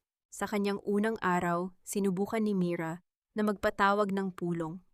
Ngunit tanging 3 tao lamang ang dumating. Ang iba ay nagkunwaring hindi narinig ang anunsyo, habang ang iba naman ay tahasang tumawa sa kanyang harapan. "Sino ka ba, Ija?" ang tanong ng isang matandang kargador na may balot na basahan sa ulo. "Ang balita namin ay isa ka lang tagahugas ng plato. Akala mo ba ay madadala mo kami sa pagngiti-ngiti mo?" Hindi sumagot si Mira sa pamamagitan ng salita. Sa halip lumapit siya sa isang grupo ng mga manggagawang nagtatanghalian sa ilalim ng isang puno. Umupo siya sa lupang maalikabok, kinuha ang kanyang dalang baon na pandesal at saging at nagsimulang kumain kasama nila. "Maaaring tagahugas po ako ng plato noon," ang simula ni Mira habang hinahati ang kanyang tinapay. "Kaya alam ko po ang pakiramdam ng magtrabaho hanggang sa manginig ang tuhod, pero wala pa ring sapat na pambili ng gamot para sa anak. Nandito po ako hindi para maging amo ninyo, kundi para maging kasama ninyo. Kung malulugi ang daungang ito, hindi lang ako ang mawawalan. Kayo rin ang mga pamilya ninyo ang unang magugutom." Natigilan ang mga manggagawa. Sa unang pagkakataon sa loob ng maraming taon, isang alkantara ang nakipag-usap sa kanila nang walang halong pagmamataas. Nang magsimula ang hapon, ginugol ni Mira ang kanyang oras sa loob ng bodega, binubuksan ang mga lumang ledger, at sinusuri ang bawat kargamento. Ginamit niya ang kanyang karanasan sa Cebu upang mahanap ang mga lamat sa sistema. Napansin niya ang isang pattern: may mga kargamentong dumadating tuwing madaling araw na hindi nakatala sa main manifest ng daungan. Dahan-dahan niyang binuksan ang isa sa mga nakatagong crate sa sulok ng bodega. Ang kanyang puso ay bumilis ang tibok nang makita ang mga bote ng mamahaling alak na walang selyo ng buwis. Ito ay smuggling at nangyayari ito sa ilalim ng ilong ng mga alcantara. Ngunit ang mas nagpasinghap kay Mira ay ang tatak na nakita niya sa gilid ng crate. Isang maliit kulay asul na selyo na may pamilyar na disenyo. "Villamor Shipping Line, Cebu." Ang bulong ni Mira, ang kanyang boses ay nanginginig sa galit at pagkabigla. Paano nakarating ang negosyo ng kanyang asawa sa Iloilo? At bakit ang kumpanyang sumira sa kanyang buhay ay may lihim na transaksyon sa loob mismo ng pag-aari ng kanyang lolo? Sa gitna ng kanyang pag-iisip, nakarinig si Mira ng mabibigat na yabag sa labas ng bodega. Mabilis niyang itinago ang selyo sa loob ng kanyang bulsa. Isang lalaking may suot na uniforme ng supervisor ang pumasok. Ang kanyang mukha ay madilim at puno ng banta. "Ma'am Mira, masyado na pong gabi para manatili rito," ang sabi ng lalaki, habang dahan-dahang isinasara ang pinto ng bodega sa likuran nito. "Baka may makita kayong hindi ninyo dapat makita. Mahirap na po, baka hindi na kayo makauwi sa anak ninyo." Naramdaman ni Mira ang panganib na bumabalot sa malamig na silid. Ang bawat salita ng lalaki ay tila isang babala na ang kanyang buhay ay nakasabit sa isang manipis na sinulid. "Huwag mong subukang takutin ang isang inang wala ng takot na mawalan, Rogelio. Dahil ang dilim na kinalalagyan natin ngayon, mas maliwanag pa iyan kumpara sa impyernong dinaanan ko sa Cebu." Ang boses ni Mira ay hindi nanginig kahit isang saglit. Nakatitig siya ng diretso sa mga mata ng supervisor, habang ang kanyang kamay sa loob ng bulsa ay mahigpit na nakahawak sa selyo ng Villamor Shipping. "Akala niyo ba ay hindi ko alam?" ang pagpapatuloy ni Mira, habang dahan-dahang humahakbang pasulong, pilit na itinatago ang kaba ng kanyang puso. "Ang mga kargamento tuwing madaling araw, ang mga nawawalang ulat sa pananalapi, lahat ng iyan ay may bakas ng pangalan mo. At kung may mangyaring masama sa akin ngayon, huwag mong iisiping makakaligtas ka. Dahil bago ako pumasok dito, naibigay ko na ang lahat ng ebidensya kay Attorney Dalisay." Isang kasinungalingan ang huling sinabi ni Mira, ngunit sapat na iyon upang makita ang pag-aalinlangan sa mukha ni Rogelio. Ang lalaki ay dahan-dahang umatras, ang kanyang kamao ay lumuwag at ang banta sa kanyang mga mata ay napalitan ng takot. Hindi na nagsalita ang lalaki, at mabilis na lumabas ng bodega. Iniwan si Mira na nanginginig ang buong katawan habang pilit na humahawak sa isang lumang kahoy na poste upang hindi matumba. Kinabukasan, hindi nagpakita ng kahinaan si Mira. Nagpatawag siya ng isang malaking pagtitipon sa gitna ng daungan. Sa ilalim ng matirik na sikat ng araw, nakatayo siya sa ibabaw ng isang lumang plataporma. Kaharap ang daan-daang manggagawa na ang mga mukha ay puno ng pagdududa at pagod. Alam ko ang iniisip ninyo. Ang simula ni Mira, ang kanyang boses ay umaalingaw-ngaw sa tulong ng isang lumang megaphone. Sino ba itong babaeng ito na akala mo ay kayang baguhin ang dumangas sa loob ng 6 na buwan? Ang totoo po, hindi ko po ito kayang gawin ng mag-isa. Pero ito ang pangako ko sa inyo. Sa loob ng 1 buwan, kung hindi ninyo matanggap ang buong sahod ninyo, kasama ang lahat ng utang ng kumpanya sa inyo, ako mismo ang maglalabas ng pera mula sa sarili kong bulsa. Ibebenta ko ang lahat ng meron ako para lang mabayaran kayo. Isang bulong-bulungan ang kumalat sa karamihan. Isang matandang kargador ang sumigaw mula sa likuran. Paano kami maniniwala sa iyo, ma'am? Marami na ang nangako sa amin yan. Dahil tulad ninyo, alam ko ang pakiramdam ng walang maipakain sa anak. Ang sagot ni Mira, ang kanyang mga mata ay nagbabadyang lumuha ngunit nananatiling matatag. Tingnan ninyo ang mga kamay ko. May mga kalyo pa ito mula sa paghuhugas ng plato sa tondo noong nakaraang buwan lang. Hindi ako ipinanganak na may gintong kutsara sa bibig. Ako ay isa sa inyo. Ang katapatan sa boses ni Mira ay tila isang malamig na tubig na pumatay sa apoy ng galit ng mga manggagawa. Sa unang pagkakataon, naramdaman nila na may isang Alcantara na tunay na nakikinig sa kanila. Ngunit hindi naging madali ang sumunod na mga linggo. Isang gabi, habang mahimbing ang tulog ng lahat, sinubukan ni Rogelio at ng ilang tauhan ni Tia Consuelo na sirain ang pangunahing crane ng daungan upang isabotahe ang operasyon. Ang tunog ng bakal na pilit na binabaklas ay umalingaw-ngaw sa katahimikan ng gabi. Ngunit bago pa man nila matapos ang kanilang masamang balak, pinalibutan sila ng isang grupo ng mga manggagawa na pinamumunuan ni Mang Carding. Ang mga taong dati ay walang pakialam, ay sila na ngayong nagbabantay sa kanilang pinagkukunan ng ikabubuhay. Dahil sa katapatan ni Mira, nakuha niya ang pinakamahalagang asset ng daungan, ang puso ng kanyang mga manggagawa. Lumipas ang unang buwan. Sa loob ng opisina, nanginginig ang mga daliri ni Mira habang tinitingnan ang huling ulat ng accounting. Sa unang pagkakataon sa loob ng 5 taon, ang Dumangas Port ay nagpakita ng kita. Hindi ito malaki ngunit sapat na upang mabayaran ang lahat ng sahod at makapagsimula ng mga pagkukumpuni. Sa labas ng opisina, habang naglalakad si Mira, bitbit ang kanyang anak na si Mateo, sinalubong siya ng isang matandang kargador. Ang lalaki ay may hawak na isang maliit na bagay na gawa sa baon ng niyog. Ito ay isang maliit na bangka, maingat na inukit at pinakinis. Para sa bata, Ma'am Mira, ang sabi ng matanda habang iniaabot ang laruan kay Mateo. Pasensya na po kayo, ito lang ang kaya naming ibigay. Salamat po sa pagbabalik ng dangal sa aming mga manggagawa. Naramdaman ni Mira ang isang matinding init sa kanyang dibdib. Ang simpleng laruang iyon ay mas mahalaga pa sa anumang hiyas na ibinigay sa kanya sa Cebu. Ito ang simbolo ng kanyang unang tagumpay. Ngunit ang kapayapaan ay panandalian lamang. Pagbalik ni Mira sa mansyon ng mga Alcantara sa Iloilo, isang misteryosong sobre ang naghihintay sa kanyang silid.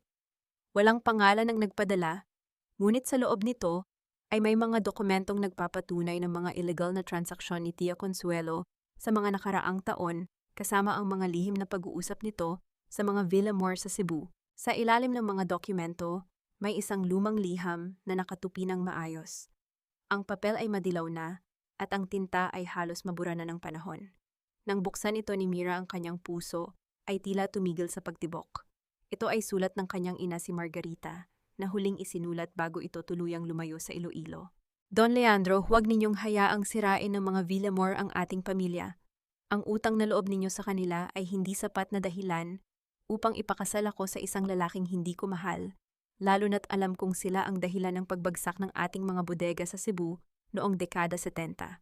Nabitawan ni Mira ang sulat. Ang selyo ng Cebu sa sobre ay tila isang sumpa na muling bumalik. Ang pamilyang sumira sa kanyang ina ay ang parehong pamilya na sumira sa kanya. Ang lahat ay hindi lamang isang serye ng mga malas na pangyayari, ito ay isang planadong paghihiganti na nagsimula pa bago pa siya isilang. Sa gitna ng kanyang pagkabigla, narinig ni Mira ang isang mahinang kaluskos sa likod ng kanyang kurtina. Isang anino ang dahan-dahang gumalaw at ang amoy ng pamilyar na pabango ni Tia Consuelo ay humalo sa hangin. Tapos na ang pagpapanggap, Rafael. Wala nang natira sa inyo, kundi ang mga pader na ito na malapit ng kunin ng bangko. Ang boses ni Bianca ay wala ng halong tamis. Nakatayo siya sa gitna ng opisina ni Rafael sa Cebu, hawak ang isang mamahaling bag na puno ng mga alahas at bundles ng pera na galing sa huling pondo ng kumpanya. Wala na ang maskara ng isang tapat na kasintahan. Ang tanging naroon ay ang mukha ng isang babaeng tapos ng mambiktima. Nakatitig lamang si Rafael sa kanya, ang kanyang mga mata ay malalim at may madidilim na bilog sa paligid. Ang mansyon ng mga Villamor na dati ay puno ng ingay ng mga party ay nakabalot na ngayon sa isang nakatutulig na katahimikan.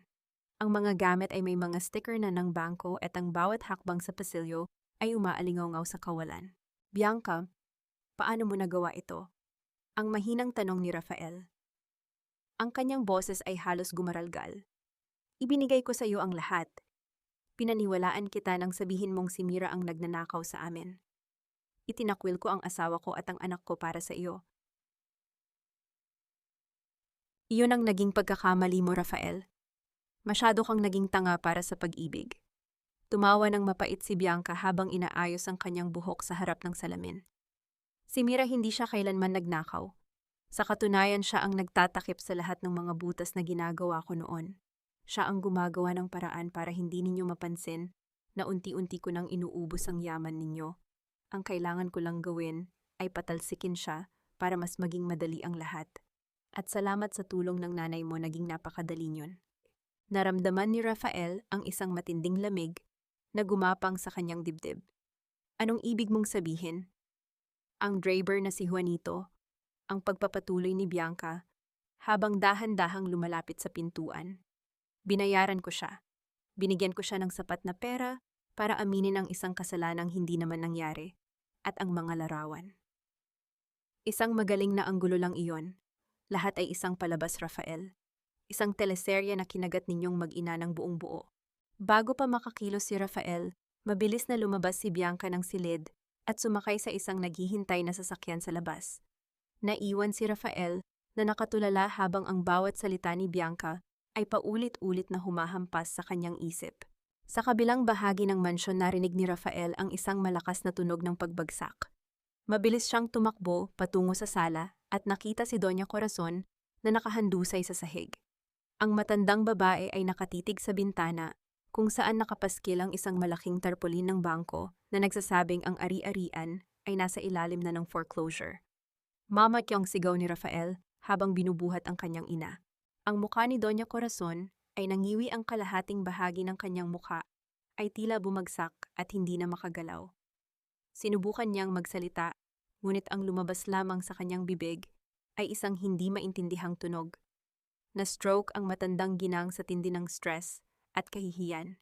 Habang naghihintay ng ambulansya sa labas ng mansyon sa ilalim ng isang poste ng ilaw na kumukurap-kurap, nakita ni Rafael ang isang lalaking may mahinang pangangatawan na nakaupo sa gilid ng kalsada. Si Juanito. Ang driver ay mukhang may malubhang sakit, ubo ng ubo at may mga bakas ng dugo sa kanyang panyo. Lumapit si Rafael, ang kanyang kamao ay nakakuyom sa galit. Ngunit nang makita niya ang kalagayan ng driver, ang galit niya ay napalitan ng isang malalim na pagod. Sir Rafael! Ang mahinang tawag ni Juanito, ang kanyang mga mata ay puno ng pagsisisi. Patawarin ninyo ako. Mamamatay na rin lang ako sa sakit na ito. Gusto ko nang linisin ang konsensya ko. Si Ma'am Mira, wala siyang kasalanan. Wala kaming relasyon. Si Bianca ang nag-utos sa akin. Binantaan niya ang pamilya ko. Napasandal si Rafael sa pader ng kanilang mansyon na unti-unti nang nilalamon ng dilim. Ang bawat katotohanang lumalabas ay parang isang mabigat na bato na dinudurog ang kanyang pagkatao. Mira, Mateo. Anong ginawa ko? Ang sigaw ng kanyang puso, ngunit huli na ang lahat. Paglipas ng ilang oras sa ospital, habang nakaupo si Rafael sa isang malamig na silya sa hallway, napansin niya ang isang balita sa telebisyon na nakasabit sa dingding. Ang anchor ay may masayang tono habang binabanggit ang isang malaking balita sa mundo ng negosyo. Isang bagong reyna ang sumisikat sa Iloilo. Ang Alcantara Ports and Shipping, ang pinakamalaking kumpanya ng transportasyon sa Visayas, ay formal nang nagpakilala sa kanilang bagong chairperson. Siya ay walang iba kundi si Binibining Mira Santos Alcantara, ang kaisa-isang tagapagmana ng yumaong Don Leandro Alcantara. Lumitaw sa screen ang mukha ni Mira. Hindi na siya ang babaeng may amoy ng uling at may pagod na mga mata. Ang babaeng nasa telebisyon ay nagniningning sa ilalim ng mga ilaw ng camera. Suot niya ang isang eleganteng asul na suit, ang kanyang buhok ay maayos na nakapusod, at ang kanyang mga mata ay may taglay na lakas at dignidad na hindi kailanman nakita ni Rafael noon. Sa tabi ni Mira ay isang malusog at guwapong bata na may suot na maliit na tuxedo. Si Mateo. Naramdaman ni Rafael ang pag-agos ng mainit na luha sa kanyang mga pisngi. Ang asawang itinapon niya sa putikan ay isa palang prinsesa ng isang imperyong hindi niya kailanman mapapantayan. Ang anak na itinanggi niya ay ang batang ngayon ay tinitingala ng buong bansa. Napahawak si Rafael sa kanyang ulo, ang kanyang pag-iyak ay naging isang mahina, ngunit masakit na hagulgol sa gitna ng mataong ospital. Wala siyang pera, ang kanyang ina ay paralisado, at ang kanyang pangalan ay dumi sa mata ng lipunan. Mira, ang bulong ni Rafael habang nakatingin sa mukha ng kanyang asawa sa telebisyon. Patawarin mo ako, pakiusap, patawarin mo ako. Ngunit sa screen ang ngiti ni Mira ay hindi para sa kanya. Ang kanyang ngiti ay para sa kanyang anak at sa hinaharap na siya mismo ang bumuo sa gitna ng kanyang pagdurusa. Hindi sapat ang 6 na buwan para burahin ang dumi ng nakaraan, Mira. Ang mga numerong iyan ay madaling dayain, gaya ng pagdaya mo sa buhay ng lolo mo. Ang boses ni Tia Consuelo ay umalingaw-ngaw sa loob ng marangyang boardroom ng Alcantara Ports. Nakaupo siya sa kabisera, ang kanyang mga kamay, na puno ng mamahaling singsing, ay mahigpit na nakahawak sa gilid ng lamesa. Sa paligid niya, ang mga miyembro ng Board of Directors ay tahimik naghihintay sa formal na pagtatapos ng 6 na buwang hamon.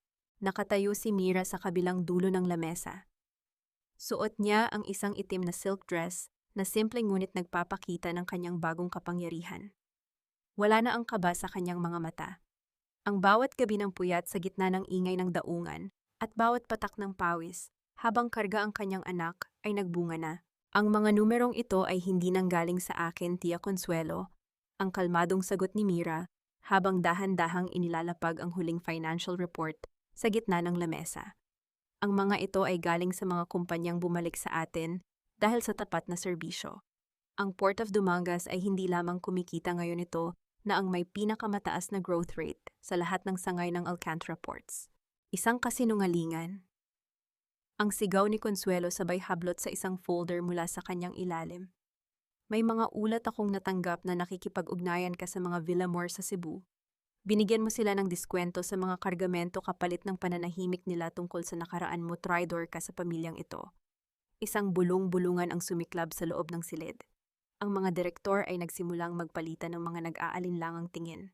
Iyan ang dokumentong sinasabi ninyo, hindi ba ka? Ang tanong ni Attorney Dalisay habang dahan-dahang tumatayo. May inilabas siyang isang asul na folder na naglalaman ng mga orihinal na kontrata. Ito ang mga dokumentong nakuha ni Mira sa bodega noong nakaraang buwan. Ang mga kargamento ng Villamor Shipping na walang selyo ng buwis. Ang mga pirma rito ay hindi kay Mira. Ang bawat pirma sa mga illegal na transaksyong ito ay sa inyo, Consuelo Alcantara. Biglang namutla si Consuelo. Ang kanyang mapanuyang ngiti ay naglaho na palitan ng isang bakas ng matinding takot. Anong kalokohan ito, peke ang mga iyan? Hindi po peke ang katotohanan, Tia. Ang malamig na sabi ni Mira habang dahan-dahang lumalapit sa upuan ng kanyang tiyahin. Ginamit ninyo ang Dumangas bilang daungan ng inyong mga ilegal na negosyo kasama ang mga Villamor. Yan ang dahilan kung bakit pilit ninyo itong pinapabagsak upang walang makapansin sa mga aninong itinatago ninyo. Sinira ninyo ang pangarap ng lolo ko para lamang sa inyong sariling bulsa. Sa harap ng lahat, ipinakita ni Attorney Dalisay ang mga liham ni Margarita Alcantara na nagpapatunay na noon pa man si Consuelo na ang nagmamanipula sa sitwasyon upang mapatalsik ang ina ni Mira. Sa kapangyarihang ibinigay sa akin ni Don Leandro bilang tagapangalaga ng kanyang huling habilin, ang anunsyo ni Attorney Dalisay, dahil sa paglabag sa mga moral at legal na aspeto ng kumpanya, formal na inuutusan ng board ang pagpapatalsik kay Consuelo Alcantara sa lahat ng kanyang posisyon. At sa bisa ng nakasaad sa testamento, si Binibining Mira Santos Alcantara, na ang opisyal na chairperson at chief executive officer ng Alcantara Ports and Shipping. Isang sandali ng nakabibinging katahimikan ng namayani bago ito sinundan ng sabay-sabay na pagtayo at pagpalakpak ng mga miyembro ng board. Isa-isa silang lumapit kay Mira upang makipagkamay isang pagkilala sa bagong reyna ng imperyo. Si Consuelo ay nanatiling nakaupo tila isang rebultong gumuho.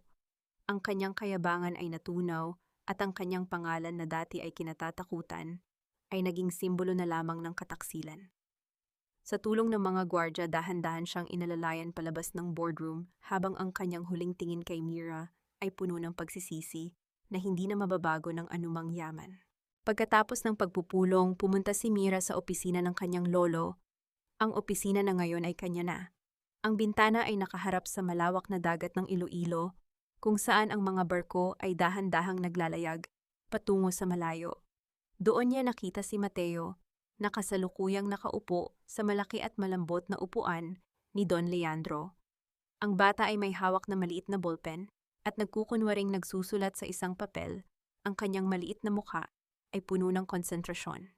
Naramdaman ni Mira ang isang matinding lunas sa kanyang puso. Ang lahat ng hirap, ang lahat ng pang-aalipusta ay tila naging maliliit na butil na lamang ng buhangin sa harap ng malawak na karagatan. Anak niya ang tawag ni Mira habang lumalapit at hinahalikan ng noo ng bata. Heto na ang ating bagong simula. Ang unang proyekto natin ay hindi para sa negosyo. Gagawa tayo ng tahanan ni Maria, isang kanlungan para sa lahat ng inang inabandona at batang walang matuluyan. Hinding-hindi na sila muling makararamdam ng lamig ng ulan nang walang sumisilong sa kanila. Habang pinagmamasdan ni Mira ang papalubog na araw, naramdaman niya ang isang kakaibang kapayapaan. Ngunit ang kapayapaang iyon ay mabilis na nabalot ng isang pamilyar na kaba. Nang pumasok ang kanyang sekretarya, ang mukha ay bakas ng pag-aalinlangan. "Ma'am Mira, pasensya na po sa istorbo," ang mahinang sabi ng sekretarya. "May isang lalaki po sa labas ng gate. Kanina pa po siya doon, hindi raw po siya aalis hanggat hindi kayo nakakausap. Ang pangalan niya po ay Rafael Villamor." Napatigil si Mira. Ang pangalang iyon ay tila isang multo mula sa isang buhay na matagal na niyang ibinaon. Lumingon siya sa kanyang anak pagkatapos ay muling tumingin sa dagat. Ang oras ng paniningil ay tapos na, ngunit ang oras ng pagharap sa nakaraan ay kasisimula pa lamang. Nakatayo si Rafael sa gitna ng initan sa labas mismo ng naglalakihang bakal na tarangkahan ng mga alkantara. Marumi ang kanyang sapatos, kupas ang suot na polo, at ang kanyang mga mata ay tila nawalan na ng kislap ng pag-asa. Malayong malayo siya sa mapagmataas na tagapagmana ng mga Villamor na nakilala ni Mira 5 taon na ang nakalilipas. Ngayon mukha na siyang isa sa mga manggagawang dati ay hindi niya man lang tinatapon ng tingin. Mula sa balkonahe ng opisina, pinanood ni Mira ang lalaki. Ang bawat buntong hininga ni Rafael ay abot sa paningin ni Mira, ngunit ang kanyang puso ay nanatiling kalmado, tila isang dagat matapos ang isang malakas na unos. Dahan-dahan siyang bumaba, hawak ang kamay ni Mateo na masayang naglalakad sa kanyang tabi. Nang bumukas ang maliit na pinto ng tarangkahan, halos matumba si Rafael sa pagmamadaling lumapit. Ngunit hinarang siya ng 2 security guard, ang kanilang mga mukha ay walang emosyon. "Mira?" Ang mahinang tawag ni Rafael, ang kanyang boses ay nanginginig at puno ng pighati. "Mira, salamat. Salamat at hinarap mo ako." Nanatiling nakatayo si Mira tuwid, ang likod suot ang kanyang autoridad bilang chairperson ng Alcantara. "Anong kailangan mo, Rafael? Tapos na ang lahat ng usapin natin sa Cebu. Wala nang utang ang aking nakaraan sa iyo. Alam ko, Mira, alam kong wala akong karapatang humarap sa iyo matapos ang lahat ng ginawa ko." Biglang bumagsak si Rafael sa kanyang mga tuhod sa harap ng sementadong kalsada. Ang kanyang mga balikat ay nanginginig sa paghikbi. "Nalaman ko na ang lahat. Ang kataksilan ni Bianca, ang pagsisinungaling ni Juanito. Ang lahat ng ito ay isang malaking pagkakamali. Itinakwil ko ang kaisa-isang babaeng nagmahal sa akin ng tunay." Tinitigan ni Mira ang lalaking nakaluhod sa kanyang paanan. Ito ang imaheng minsan niyang pinangarap noong siya ang nasa posisyon nito, noong siya ang nakaluhod sa putikan habang binubuhos ang ulan. Ngunit ngayong narito na wala siyang naramdamang kagalakan. Tanging isang malalim na pagod at awa ang nananaig sa kanyang dibdib. "Rafael, tumayo ka riyan." Ang malamig na utos ni Mira. "Ang pagluhod mo ay hindi na maibabalik ang mga gabing wala kaming masilungan ng anak ko. Hindi niyan mabubura ang lamig ng ulan na naramdaman ko noong itinapon mo ang aming mga gamit sa kalsada. Patawarin mo ako, Mira. Pakiusap." Tumingin si Rafael kay Mateo, na kasalukuyang nakatago sa likod ng binti ng kanyang ina. Ang mga mata ni Rafael ay nagmakaawa. Gusto ko lang makita ang anak ko. Gusto ko siyang mahawakan kahit isang sandali lang. Sa sandaling iyon, dahan-dahang lumabas si Mateo mula sa likod ni Mira. Ang bata na may dalang maliit na laruang bangka na gawa sa baw ng niyog ay tumingin sa umiiyak na lalaki. Sa kanyang kawalang malay lumapit si Mateo at inabot ang kanyang laruan kay Rafael, tila sinusubukan nitong patahanin ang estrangherong nasa harap niya. Nanginginig ang mga kamay ni Rafael habang tinatanggap ang laruan. Salamat. Salamat anak. Hindi kanya kilala Rafael. Ang muling pagsasalita ni Mira ang boses ay matatag, ngunit may halong lungkot. Para sa kanya isa kang estranghero na nangangailangan ng tulong, at iyon ang gusto kong manatili. Palalakihin ko ang aking anak ng malayo sa puot, ngunit malayo rin sa isang amang hindi naniwala sa kanyang pag-iral noong siya ay nasa sinapupunan ko pa lamang. Mira, magbabago ako. Gagawin ko ang lahat ang pagsusumamo ni Rafael. Hayaan mo akong magtrabaho rito kahit tagahugas ng plato, kahit kargador sa daungan mo, basta't malapit lang ako sa inyo. Huli na ang lahat para sa mga pangakong iyan, Rafael. Umiling si Mira. Ang pagpapatawad ay hindi nangangahulugang pagbabalik sa nakaraan. Ang pagpapatawad ay ang pagpapalaya ko sa sarili ko mula sa galit ko sa iyo. Malaya ka na, Rafael. Malaya ka nang harapin ang buhay na pinili mo. Isang tunog ng sirena ng pulis ang dahan-dahang narinig mula sa dulo ng kalsada. 2 sasakyan ng pulis ang huminto sa tapat ng tarangkahan. Lumabas ang isang opisyal at lumapit kay Rafael. Ginoong Rafael Villamor, mayroon kaming warrant of arrest para sa iyo kaugnay ng mga kasong tax evasion at fraudulent transactions sa Cebu. Ang seryosong anunsyo ng pulis. Kailangan mong sumama sa amin para sa investigasyon. Nabitawan ni Rafael ang laruang bangka. Tumingin siya kay Mira, ang kanyang mga mata ay puno ng takot at pagsisisi. Mira, pakiusap. Tumingin lamang si Mira sa kanya, walang galit, walang puot. Tanging ang huling paalam ng isang babaeng ganap ng malaya sa kanyang mga anino. Gawin mo ang nararapat, Rafael. Iyan ang tanging paraan upang mahanap mo ang iyong sariling kapayapaan. Habang dahan-dahang isinasakay si Rafael sa sasakyan ng pulis, naiwan si Mira at Mateo sa tapat ng tarangkahan. Pinulot ni Mira ang maliit na laruang bangka mula sa lupa at ibinigay itong muli sa kanyang anak. Saan nga ba magsisimula ang isang buhay na wala ng bahid ng nakaraan kung ang bawat hakbang pasulong ay may kasamang alaala ng sakit na naging lakas? Ang mga pader ng ospital sa Cebu ay tila mas maputla at mas malungkot kaysa sa huling beses na napadpad si Mira rito. Ngunit ngayon, hindi na siya ang babaeng nagmamadaling pumasok dahil sa takot. Siya ay dumating na may dalang awtoridad, suot ang kanyang pinakamarangyang itim na coat sa gitna ng matinding init ng hapon. Sa isang pribadong silid sa dulo ng pasilyo, nakahiga si Doña Corazon. Ang dati matapang at mapang-aping ginang ay isa na lamang anino ng kanyang sarili. Ang kanyang katawan ay hindi na makagalaw at ang kanyang mga mata na dati ay puno ng paghamak ay nakapako na lamang sa kisame, walang buhay, walang direksyon. Pumasok si Mira sa silid. Ang tanging tunog ay ang regular na beep ng makinang nagbabantay sa tibok ng puso ng matanda. Kumusta po kayo, Doña Corazon? Ang tanong ni Mira, ang kanyang boses ay mahinahon, walang bakas ng kahit anong pait. Walang sumagot. Isang mahabang buntong hininga lamang ang nagmula sa matanda na sinundan ng isang pagtulo ng luha mula sa kanyang kaliwang mata. Sa harap ni Mira, ang dating reyna ng mga Villamor ay tila humihingi ng awa sa isang babaeng dati niyang itinuring na dumi. Alam ko pong hindi ninyo ako kayang sagutin. Pagpapatuloy ni Mira, habang dahan-dahang inaayos ang kumot ng matanda. Ngunit nais ko lang po kayong pasalamatan. Dahil sa inyong pagmamalupit, natutunan kong tumayo sa sarili kong mga paa. Dahil sa inyong pagtataboy, nakita ko ang tunay na halaga ng mga taong nagmamahal ng walang hinihintay na kapalit. Nilabas ni Mira mula sa kanyang bag ang isang sobre. Ito ay naglalaman ng mga dokumentong nagpapatunay na binayaran na niya ang lahat ng pagkakautang ng pamilya Villamor sa ospital at sa iba pang mga creditors. Ibinayad ko na ang lahat ng kailangan ninyo, hindi dahil sa utang na loob kundi dahil ito ang tamang gawin ng isang taong may dangal. Ani Mira, mabubuhay kayo ng maayos dito sa ospital, may mga nurse na mag-aalaga sa inyo at may pagkain sa bawat oras. Ngunit hanggang doon na lamang po ang aking magagawa. Habang papalabas na si Mira, nakita niya ang isang pamilyar na anino sa pintuan, si Rafael. Nakaposas ang kanyang mga kamay, nakasuot ng damit na pambilanggo, at hinahatid siya ng 2 pulis patungo sa ibang unit ng ospital para sa isang medikal na pagsusuri. Tumigil ang mga pulis nang makita si Mira. Si Rafael ay nagyuko ng ulo, ang kanyang balikat ay tila pasan ng buong mundo. Mira! Ang mahinang bulong ni Rafael nang dumaan siya sa tabi ni Mira. Salamat.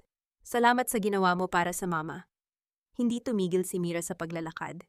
Hindi niya nilingon ang lalaking minsang nagpasaya at sumira sa kanyang buhay. Gawin mo ang nararapat, Rafael. Magpakalalaki ka sa loob. Yun lang ang tanging paraan para balang araw, kung sakaling makalaya ka, ay may mukha kang maihaharap sa iyong anak. Ang bawat hakbang ni Mira palayo ay tila isang pagwawakas sa isang mahabang kabanata. Paglabas niya ng ospital, sinalubong siya ng simoy ng hangin ng Cebu. Dito siya nagsimula, dito siya naghirap, at dito rin niya natagpuan ang huling piraso ng kanyang kapayapaan. Nang makasakay siya sa kanyang sasakyan, binuksan niya ang kanyang talaarawan at sinulat ang huling mga linya para sa araw na iyon. Ang pagpapatawad ay hindi ang paglimot sa sakit. Ito ay ang pagpili na huwag hayaang ang sakit na iyon ang magtakda ng aking kinabukasan. Ngayon ang dangal ko ay hindi na nakabase sa kung sino ang kasama ko sa bahay, kundi sa kung sino ako kapag wala nang nakatingin. Pagdating sa Iloilo, sinalubong siya ni Mateo sa pintuan ng mansyon. Ang bata ay tumakbo at niyakap ang kanyang mga binti. Ang bawat haplos ng bata ay tila isang gamot na nagpapabata sa kanyang pagod na kaluluwa. Mama, tignan mo, may ginawa akong drawing para sa iyo. Inabot ni Mateo ang isang papel. Sa drawing may isang babaeng nakatayo sa gitna ng dagat, hawak ang kamay ng isang bata, at sa kanilang likuran ay isang malaking barko na ang pangalan ay Dangal. Napangiti si Mira. Ang lahat ng paghihirap, ang lahat ng pagsasakripisyo ay may patutunguhan. Ang kanyang pangalan na dati ay ginamit na insulto ngayon ay simbolo na ng pagbangon. Habang pinagmamasdan niya ang kanyang anak, isang kaba ang muling naramdaman ni Mira. Sa malayo nakita niya ang isang itim na van na nakaparada sa tapat ng gate. Hindi ito ang sasakyan ng pulis, at hindi rin ito ang sa mga tauhan ni Consuelo. May isang babaeng bumaba mula sa van. Isang babaeng may pamilyar na kilos, mahabang buhok, at mga matang puno ng puot. Bianca. Ang babaeng akala niya ay naglaho na ay muling nagpakita. At ang kanyang hawak sa kanyang kamay ay isang maliit na bagay na nagpatingin kay Mira. Nang matagal, isang bote ng kemikal na madalas gamitin sa mga bodega. Ang apoy ay hindi pa natatapos. Ang lahat ng akala niyang tapos na ay isang bagong simula pa lamang ng huling pagsubok. Ang dilim ng gabi ay nabasag ng kislap ng mga bituin, ngunit sa labas ng mansyon ng mga Alcantara ang atmosfera ay tila nababalot ng makapal na usok ng puot. Dahan-dahang naglakad si Bianca sa gilid ng bakod. Ang bawat hakbang ay maingat, parang isang pusa na nag-aabang sa kanyang biktima. Ang bote ng chemical sa kanyang kamay ay mahigpit na nakahawak, ang laman nito ay nagbabadya ng pagkawasak. Sa loob, hindi mapakali si Mira. May kakaibang bigat sa hangin na nagpapabilis sa tibok ng kanyang dibdib. Inutusan niya si Attorney Dalisay na dalhin si Mateo sa silid ng mga gwardya sa likuran, isang lugar na mas ligtas at malayo sa anumang posibleng panganib. Ma'am Mira, manatili po kayo sa loob. May napansin ang aming security camera sa gilid ng bakod, ang babala ng gwardya sa pamamagitan ng intercom. Hindi sumunod si Mira. Sa halip, kinuha niya ang flashlight at dahan-dahang lumabas sa balkonahe. Sa liwanag ng buwan, nakita niya ang isang anino na pilit na binubuksan, ang maliit na bintana ng library ang silid, kung saan nakatago ang lahat ng mahahalagang dokumento ng kumpanya. Bianca, ang tawag ni Mira, ang kanyang boses ay kalmado ngunit may lakas. Tumigil ang anino. Dahan-dahang lumingon si Bianca, ang kanyang buhok ay magulo at ang kanyang mga mata ay nagniningning sa matinding galit at kawalan ng kaisipan. Akala mo ba ay mananalo ka, Mira? Akala mo ba ay matatamasa mo ang yaman ng lolo mo habang ako ay nagdurusa sa kalsada? Hindi ko ito kinuha, Bianca. Ito ay pamana na nararapat sa akin. Ang sagot ni Mira habang dahan-dahang lumalapit. Bakit mo pa kailangang ituloy ito?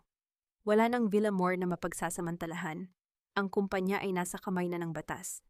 Wala akong pakialam sa batas. Sigaw ni Bianca sabay bukas sa takip ng bote. Ang matapang na amoy ng chemical ay kumalat sa hangin. Kung hindi ko rin lang makukuha ang perang ito, wala nang makakakuha nito. Susunugin ko ang mansyong ito kasama ka, Mira. Bago pa man makahagis si Bianca ng chemical, mabilis na kumilos si Mira. Ginamit niya ang kanyang karanasan sa trungka, ang bilis ng kamay na hinubog ng taon ng pagtatrabaho. Sinalag niya ang braso ni Bianca sa ere dahilan upang matapon ang chemical sa semento sa halip na sa dingding ng mansyon. Isang malakas na pagsingasing ang narinig mula sa sahig. Ang usok ay agad na bumulwak sa hangin. Nagpambuno ang dalawang babae. Sa gitna ng kanilang paglalaban, naalala ni Mira ang lahat ng sakit, ang gabi ng ulan, ang pagpapalayas, ang gutom, at ang pagmamaliit sa kanya. Ngunit sa pagkakataong ito, hindi galit ang nagpapatakbo sa kanya, kundi ang determinasyon na protektahan ang kinabukasan ng kanyang anak. Nang marinig ang mga yabag ng mga gwardya, napapalapit, biglang bumitaw si Bianca at tumakbo patungo sa kalsada. Ngunit hindi siya nakalayo. Ang mga pulis na matagal nang nagbabantay sa paligid ng mansyon, dahil sa babala ni Attorney Dalisay, ay mabilis na nakapaligid sa kanya. Bianca Laurel, arestado ka sa pagtatangkang manunog at pagmamay-ari ng mga illegal na chemical. Ang anunsyo ng pulis habang nilalagyan ng posas ang nakikipagpumiglas na babae. Habang kinakaladkad si Bianca papalayo, tumingin ito kay Mira. Hindi pa tapos ito, Mira. Darating ang araw, mawawala rin ang lahat ng mayroon ka. Tumingin lamang si Mira sa kanya ng may awa. Tapos na ang palabas mo, Bianca.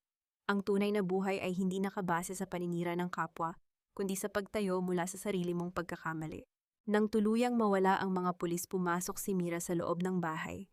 Sinalubong siya ni Mateo na tumakbo patungo sa kanya at niyakap siya ng mahigpit. Hinaplos ni Mira ang buhok ng kanyang anak at huminga ng malalim. Ang bawat anino ng nakaraan ay dahan-dahang naglalaho, pinalitan ng liwanag ng isang bukas na payapa. Kinabukasan, sa unang pagkakataon sa loob ng maraming taon, naglakad si Mira sa dalampasigan ng Iloilo kasama si Mateo. Ang bawat alon na humahalik sa kanilang mga paa ay tila isang paghuhugas ng lahat ng pait. Ang kanyang pangalan, Mira Santos Alcantara, ay hindi na lamang isang pangalan. Ito ay isang simbolo ng pag-asa, dangal, at ang katotohanan na ang isang inang may paninindigan ay hindi kailanman matatalo ng sinuman. Mama, tignan mo ko.